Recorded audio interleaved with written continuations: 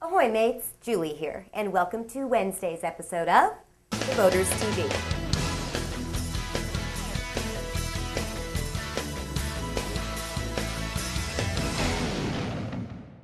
First up today, here's what's splashing about in nautical news.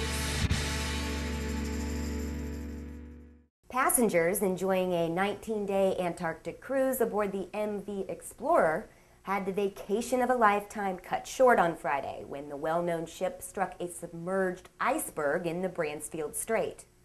The ice punched a hole in the 246-foot, 2,400-ton liner, which began taking on water, forcing the 100 passengers and 54 Explorer crew members to flee aboard life rafts. They were afloat for hours before a Norwegian cruise ship plucked them up and took them to two military bases on King George Island for flights out. Everyone managed to escape completely safe and uninjured, while the 38-year-old Explorer, shown here keeled over with half her hull exposed, sank about 15 hours later. First launched in 1969 at the Nystad Yacht in Finland, MV Explorer was the world's first purpose-built expeditionary passenger vessel. Over the years, this pioneer among rugged go-anywhere tourist ships has plied waters from the Amazon to the Arctic and Antarctic circles, and earned the affectionate nickname of the Little Red Ship. Reports say that a calm in Antarctic seas and the swift response of the passing Norwegian ship were instrumental in saving all the lives on board the famous liner. Next up, interested in something new and innovative to take to the high seas? In today's yada yada yada, we've got one idea that seems to have caught a hearty breeze. Remember when you were a kid and your parents would take you to the beach and teach you how to fly a kite? Well, Kitano Kite sailing has recently taken that experience and conceptual vision to a whole new level with the unique idea of implementing a kite instead of a sail on a cruising vessel. By putting a kite at the helm, the UK-based Kitano Kite Sailing Company has discovered that it is somewhat easy and rather technologically straightforward to bring a vessel to planing speed quickly in even the lightest of wind conditions and in the shallowest of waters.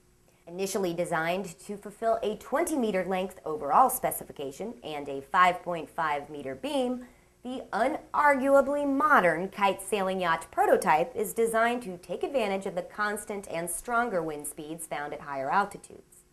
Able to accommodate up to 8 passengers, while she doesn't exist just yet, these artist renderings show us that the 20-meter vessel could be quite a sight. Another appealing aspect of the prototype, originally designed by Stephanie Krukey, is its environmentally friendly application. When it comes to kite-flying boats, green is definitely what it's all about. And finally today, in ship's domains, we've got some public service announcements that we've gathered from our forums over at TheBoaters.com. The Boaters hit some exciting milestones over the holiday weekend. First of all, TheBoaters TV has now received over 100,000 views on YouTube alone. And across all other channels around the internet, including downloads from iTunes, we've received well over 150,000 views.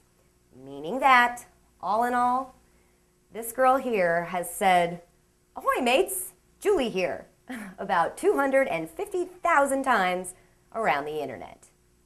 Sorry if you think it's annoying. More exciting news, TheBoaters.com, our new social network for boaters, has surpassed 5,000 captains in just our first 3 weeks of having our doors open to the public.